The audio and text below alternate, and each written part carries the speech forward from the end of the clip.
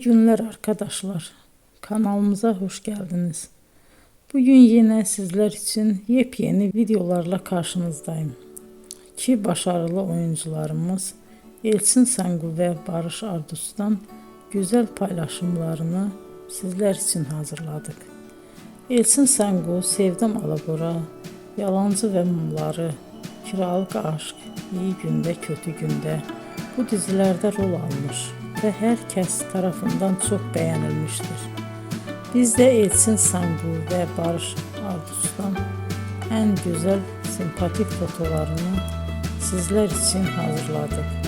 Bu karelerin devamını istiyorsanızsa emeğe saygı olarak kanalımıza abone olup yorum yazmayı unutmayın arkadaşlar. Teşekkür ederim.